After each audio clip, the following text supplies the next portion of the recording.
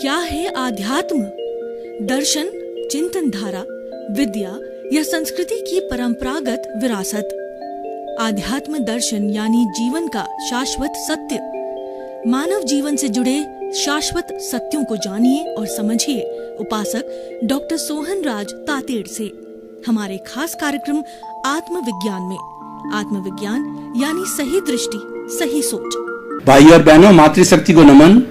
Studio में आपका हार्दिक स्वागत है, अभिनंदन है, सत्कार है। आत्मविज्ञान साइंस ऑफ द सोल कार्यक्रम के अंतर्गत हम आपको सही दृष्टि, सही सोच, राइट विजन, राइट थिंकिंग के तहत आपकी जो नकारात्मक सोच है, आपकी जो रॉन्ग बिलीफ है, आपकी जो गलत भावधारा है, आप जो गलत चिंतन करते हैं, उसमें हम करेक्शन देते हैं। करेक्शन देकर इसको सही बनाते हैं, गलत को हम सही बनाते हैं।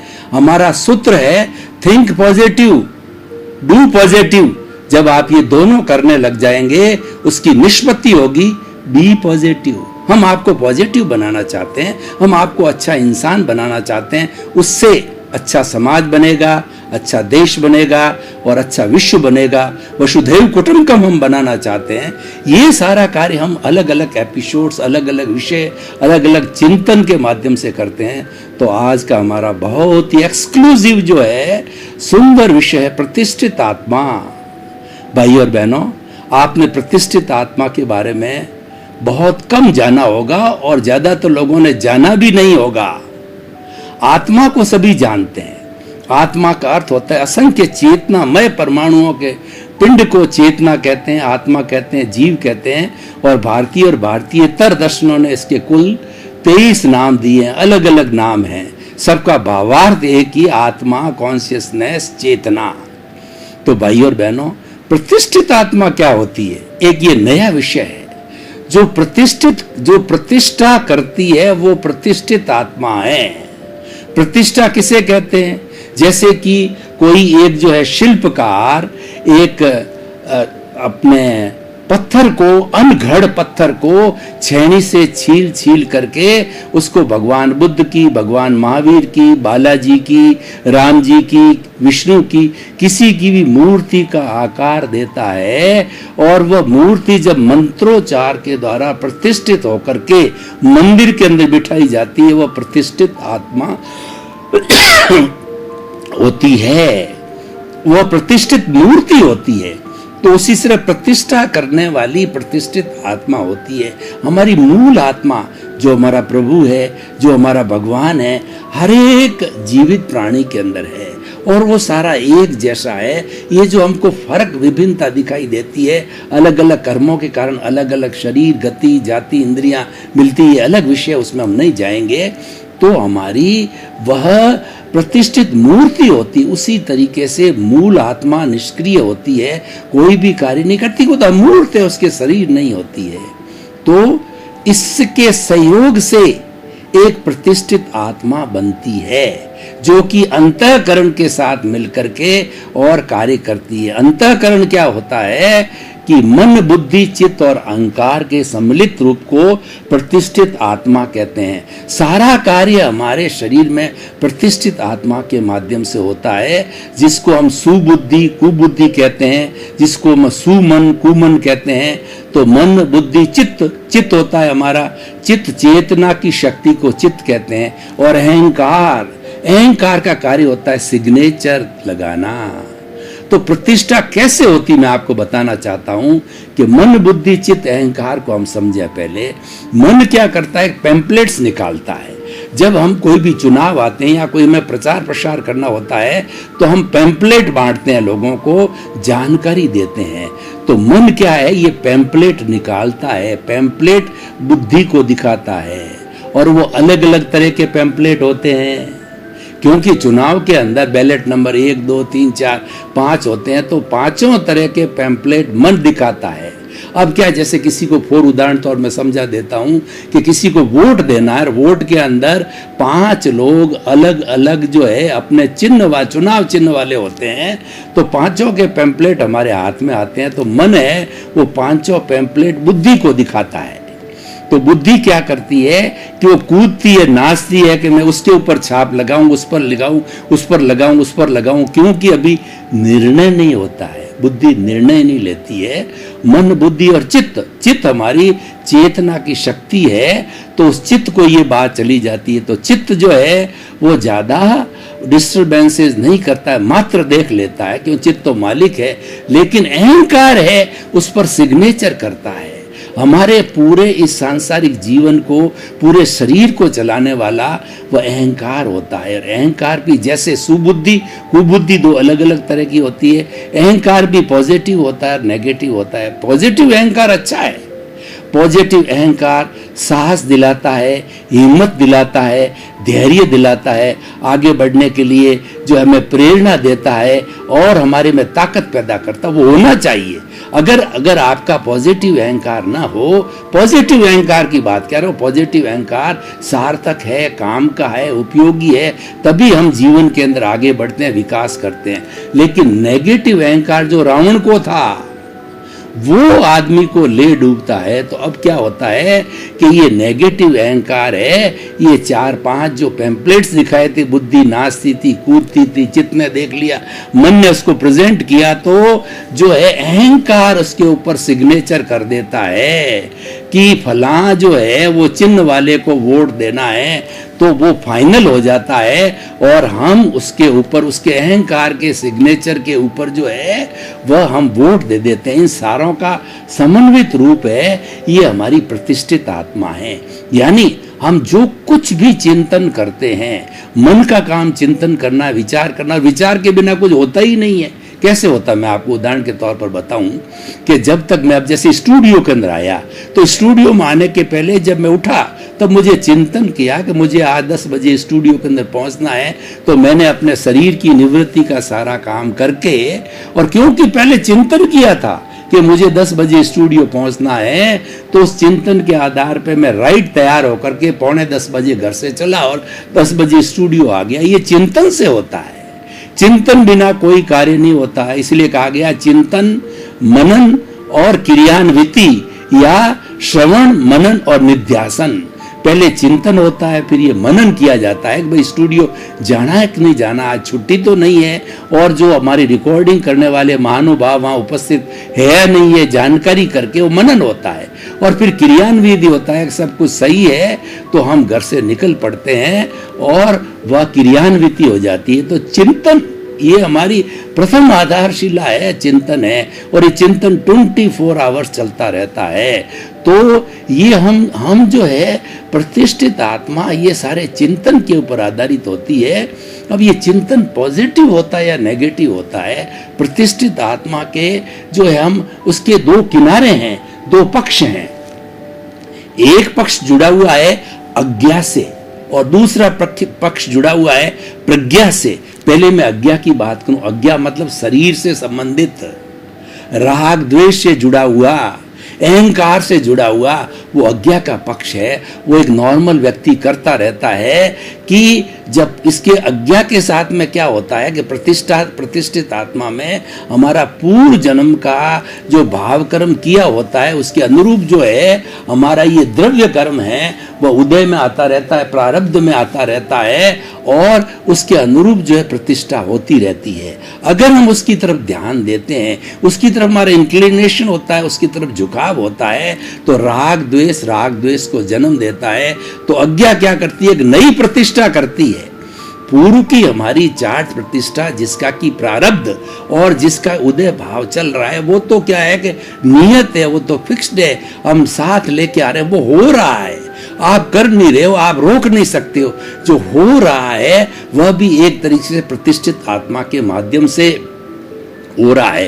यानी कि जितना प्रारब्ध है और जितना उदय है सब प्रतिष्ठित आत्मा के माध्यम से होता है। और राग द्वेष ही प्रतिष्ठित आत्मा है, अहंकार की शॉर्ट के अंदर प्रतिष्ठित आत्मा है, अंतःकरण ही प्रतिष्ठित आत्मा है। तो ये सारा जो है ये प्रतिष्ठित आत्मा एक तरीके से जड़ रूप के अंदर होती है, लेकिन क्योंकि ये आत्मा के भाव पक्ष से जुड़ा हुआ, इसीलिए ये मिश्र चेतन हो जाती है प्रतिष्ठित आत्मा। और ये जो है सारा चिंतन, सारा प्लानिंग करती रहती है। अज्ञा के अंदर, अज्ञा राग द्वेष चलता रहता है, और राग द्वेष जो चल रहा है, जो हम लेकर के आए हैं, अगर उसके साथ जुड़ जाते हैं, उसके साथ हमारा अहंकार सिग्नेचर करता, तो नया अहंकार पैदा होता है, यानी नया कॉज पड़ता है। एक कॉज को हम कॉज कहते हैं, फिर कॉज के समूह को कॉजल बॉडी कहते हैं, और कॉजल बॉडी होने से हमारे जो है वो कर्म बीज पड़ते हैं, और कर्म बीज पड़ने से अगले भव की तैयारी होती है और हम पुनर्जन्म लेते हैं। और ये का ये अगर जो हमारा हो रहा है, जो हमारा चल रहा है, जिसकी प्रतिष्ठा चल रही है, जिसको हम रोक नहीं सकते, जो नियत है वो पीछे से करके आए हैं, वो तो रिजल्ट है, वो तो परिणाम है, उसको हम बदल नहीं सकते, उसको हम पुरुषार्थ कहते हैं। वो हमारी भ्रांति, हमारा ज्ञान है। परिणाम अलग है और ज्ञान अलग है। ज्ञान स्वतंत्र होता है, ज्ञान चेतना से जुड़ा होता है, और परिणाम प्रतंत्र है, और ये प्रतंत्र ही हमारी प्रतिष्ठित आत्मा से जुड़ा हुआ है। तो ये दो पक्ष हो गए, चार्ज और डिस्चार्ज। अगर मान लो अज्ञा जो है वो पोर्शन प्रतिष्ठित आत्मा का, वो इसके ऊपर कोई चिंतन नहीं करती है, तो परिणाम का डिस्चार्ज चलता रहता है, क्योंकि मन वचन काया की बैटरियां मैं पिछले जन्म से चार्ज करके आते हैं और इस जन्म में डिस्चार्ज होती है। और अगर हमने उसके साथ में जुड़ गए, उस पर अहंकार ने सिग्नेचर कर दिया, प्रतिष्ठित आत्मा ने सिग्नेचर कर दिया, तो नया खड़ा होता, वो चार्ज होता है, वो अगले जन्म में जाके डिस्चार्ज होगा। और अगर हमने चार्ज नहीं किया है तो ये जो डिस्चार्ज बचा हुआ है, ये अगले जन्म में पुनः डिस्चार्ज और कम मात्रा में रहेगा, और 2-3 भाव के अंदर वो शून्य होकर के और हम जो है स्वतंत्र हो जाते हैं। हमारा जब राग द्वेष कार्बन शरीर, लिंग शरीर, कॉजल बॉडी शून्य हो जाता है, जीरो हो जाता है, तब आत्मा किसी सूरत में शरीर धारण नहीं करती है, ये मुक्ति को चली जाती है। तो ये तो उसका एक किनारा प्रतिष्ठित आत्मा का एक पक्ष जो है वो अज्ञा का था। अब मैं प्रज्ञा की ओर जाता हूं। प्रज्ञा है वह हमेशा हमारा विवेक पैदा करती है, और ये हमारी आत्मा की भाव सत्ता है, पॉजिटिव भाव सत्ता है। ये कभी भी हमको गलत दिशा में नहीं ले जाती है, क्योंकि ये मोक्ष की प्रतिनिधि है, आत्मा की प्रतिनिधि है, इसलिए गलत कभी निर्णय नहीं लेती है। और प्रज्ञा जागृत कब होती है? नॉर्मल व्यक्ति की प्रज्ञा जागृत नहीं होती है, केवल अज्ञा ही रहता है। कोई जीवात्मा में केवल अज्ञा ही रहता है, और प्रतिष्ठित आत्मा का चार्ज डिस्चार्ज दोनों चलता है। लेकिन प्रज्ञा जागृत होने के बाद के अंदर जो है डिस्चार्ज ज्यादा रहता है और चार्ज बहुत कम होता है। मैं ये नहीं कहता हूं चार्ज होता ही नहीं है, लेकिन चार्ज जिसके अंदर अज्ञा, जिसमें जीवात्मा के तो 100% चार्ज है, और अंतरात्मा जिसके ज्ञान लिया हुआ होता है उसके जो है थोड़ा चार्जिंग बचता है। मैं ये नहीं कह सकता कि बिल्कुल चार्ज नहीं होता है, 10%, 15%, 20% चार्ज होता है। तो उसकी भवों की कुल मिला के इसकी निष्पत्ति ये आता है कि ज्ञान लेने के बाद में भवों की संख्या कम हो जाती। दादा भगवान ऐसा बताते हैं कि जब अक्रम विज्ञान का ज्ञान दे दिया जाता है तो अधिकतम भवों की संख्या महात्मा के ज्ञान लेने वाले के 15 होती है, लेकिन वो जागृति बनाए, प्रतीति पैदा कर देते हैं वो ज्ञान दे करके, और जागृति 15% देते हैं, 2% अनुभव देते हैं। और उनका कहना है कि 100% प्रतीति हमने पैदा कर दी है। क्योंकि आपका अनंतानुबंधी कषाय है, जो कि जहर है, उस थैली को वो फेंक देते हैं। बाद के अंदर नॉर्मल अप्रत्याख्यानी, प्रत्याख्यानी और संजलन रहते हैं, वो नहीं के बराबर होते हैं। तो वो हमारी बर्फ की शिला की तरह जो है पिघलते रहते हैं, हमारे जो है पूर्व संचित कर्म, और वो उसके बाद में जीरो हो जाते हैं, मतलब नया प्रोडक्शन रुक जाता है।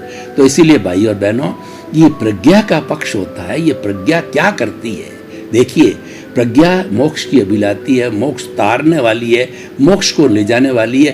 प्रज्ञा तुरंत हम इधर उधर भटक जाते हैं, राग द्वेष के अंदर जो ही जुड़ने की कोशिश करते हैं त्यों ही हमको वहां से हटा देती है। जो हमारा प्रारब्ध है और जो हमारा उदय भाव चल रहा है उससे जुड़ने नहीं देती, तुरंत वो रिएक्ट करती है कि नहीं, ये तुम्हारे काम की चीज नहीं है, और वो तुरंत प्रत्याख्यान कराती है कि तुम राग देश से जुड़ करके फला व्यक्ति को जो है कि दुर्व्यवहार करे थे, उसको दुख दे रहे थे, उसको दोषित समझ रहे थे, उसके प्रति तुमने जो ओपिनियन और जो है अपना अभिप्राय दिया है, और तुम राग द्वेष को बढ़ा रहे, तो वो घटा देती है।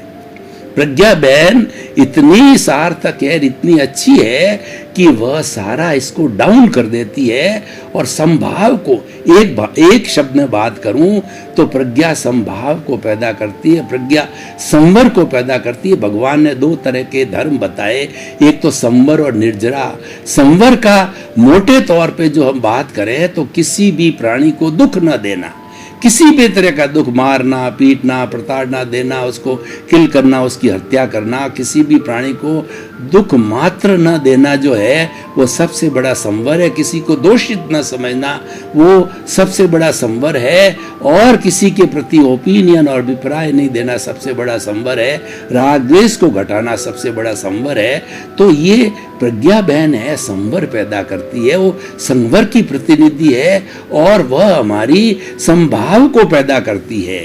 ये जो हमारे विशिष्ट संवर और उसकी निष्पत्ति है, निर्जरा उसकी निष्पत्ति है। निर्जरा से हमारा कर्म शरीर है वो डाउन होता रहता है। कर्म शरीर, कर्म जो है dissociation of the karma from the soul और from the karmic body is called the nirjara. वो झरण, वो कर्मों का झरण होता रहता है, शुद्धिकरण होता रहता है, और वो आंशिक निर्जरा कहलाती है। और पूर्ण निर्जरा होने के बाद के अंदर हमारा ये जड़ जो है कर्म शरीर है बिल्कुल अलग हो जाता है, हम सिद्ध बुद्ध मुक्त बन जाते हैं। तो ये जो हमारी प्रतिष्ठा आत्मा का दूसरा जो कॉर्नर है, दूसरा जो सिरा है, दूसरा जो विभाग है वो प्रज्ञा क्या है। इसीलिए हमेशा भाई और बहनों प्रज्ञा को जागृत करके रखो तो अज्ञा दबी रहेगी, और अज्ञा जागृत होगी तो प्रज्ञा दबी रहेगी। इसीलिए हमको जो है हमें ये निर्णय करना है कि हमारी प्रज्ञा जागृत रहे। तो प्रज्ञा और क्या करती है कि प्रज्ञा हमारे को जो आत्मा का अनुभव कराती है, सेल्फ रियलाइजेशन कराती है, इंट्रोस्पेक्शन कराती है, आत्मनिरीक्षण कराती है, आत्म परीक्षण कराती है कि तुम भीतर तुम्हारा जो अस्तित्व, तुम कौन हो उसका रियलाइजेशन कराती है कि तुम तो शुद्ध आत्मा हो। कैसी शुद्ध आत्मा? ये जानने वाली है, ये देखने वाली है, ये ज्ञाता है, ये दृष्टा है, और ये अनंत ज्ञान वाली है, ये अनंत दर्शन वाली है, ये अनंत शक्ति वाली है, ये अनंत सुख का धाम ब्लिस है। जो हम सभी चाहते हैं कि ब्लिस वह होता है कि 100% सुख ही सुख होता है, कभी दुख नहीं होता। वर्तमान में हम क्या होता है, सुख और दुख के पलड़े, अज्ञा जो है हमको सुख और दुख के पलड़े के अंदर झुलाती रहती है।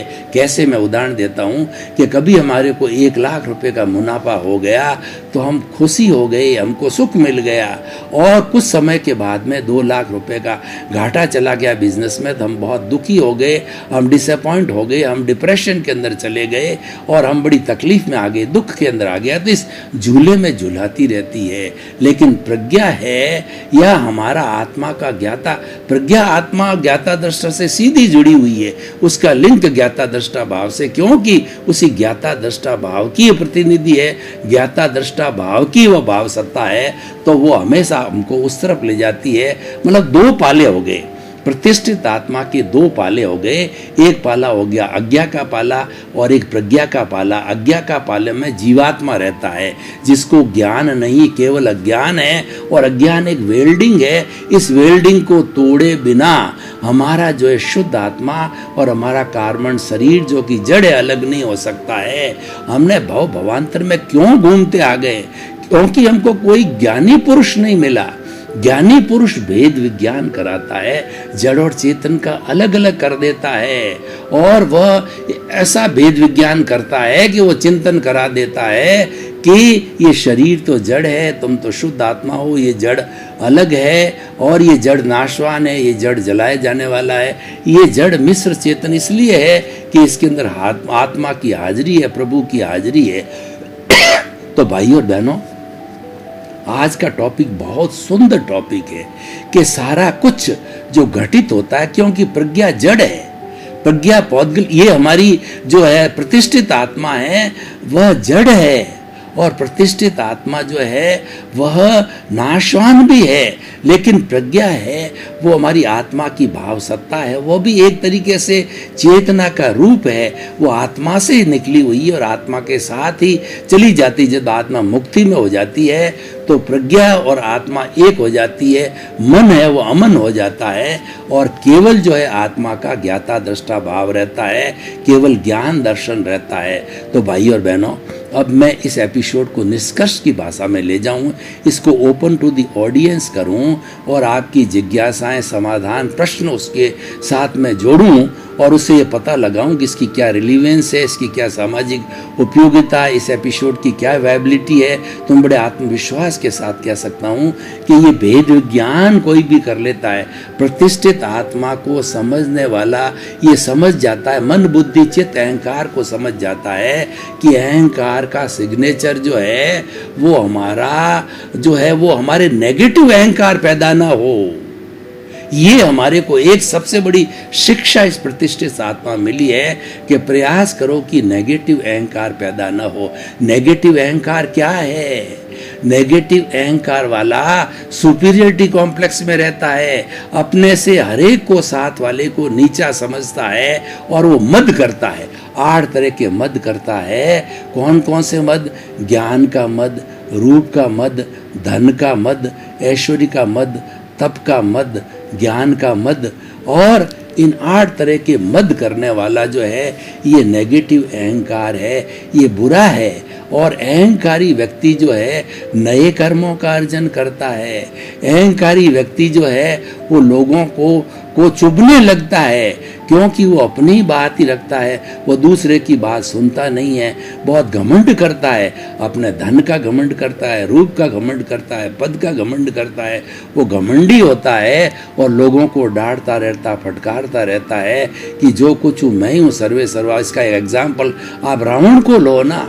रावण ने भगवान राम जो कि विष्णु का अवतार है, उनको जो है एक सन्यासी के रूप में माना और कहा करते थे श्री राम मत बोलो। मतलब वो जो है धर्म का विरोधी था, अधर्म था, वो अहंकारी था सबसे। इसीलिए उसके और मेघनाथ के पुतले जो है वो विजयदशमी को जलाए जाते हैं। इसका अर्थ क्या है? इसका अर्थ ये है कि बुराई पर अच्छाई की विजय, अधर्म पर धर्म की विजय। सारी रामायण का सार यही है कि अधर्म पर धर्म की विजय। जो ऐसी ताकतें, ऐसी शक्तियां जो कि संत लोगों को दुखी करती है, सज्जन लोगों को दुखी करती है, उन ताकतों को समाप्त किया जाना बहुत जरूरी है। तभी हमारे इस ब्रह्मांड में ये पर्यावरण के अंदर संतुलन हो सकता है। क्योंकि सज्जन सज्जनता करता है, दुर्जन दुर्जनता करता है। मैं आपको उदाहरण देना चाहता हूँ।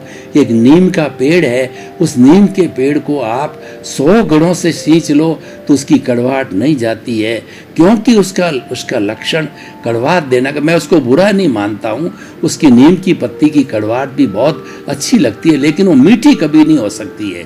अब सज्जनता की मैं बात करूँ तो जो चंदन का पेड़ होता है और चंदन के जो है टहनी के ऊपर, डाली के ऊपर या तने के ऊपर जो है उसकी सुगंध बहुत प्रिय होती है। उस सुगंध की वजह से नाग लिपटते रहते हैं और अपना जहर छोड़ते रहते हैं, पर वो चंदन पर उस जहर का कोई असर नहीं होता है, क्योंकि वो तो सज्जन है। इसलिए सज्जन व्यक्ति हमेशा सज्जनता करेगा। भाई और बहनों, आपका बहुत बहुत धन्यवाद। आप हमारा आत्मविज्ञान कार्यक्रम बराबर देख रहे हो और देखते रहिए। आत्मविज्ञान कार्यक्रम में सफलता के सूत्र है, जीवन निर्माण के सूत्र है, संस्कार के सूत्र है। आप अच्छे बन सकते हो, आप अपने परिवार को अच्छा बना सकते हो। जब एक परिवार अच्छा बनता है तो एक समाज अच्छा बनता है, और जब बहुत से समाज के समूहों को हम राज्य या देश करते हुए अच्छा बनता है।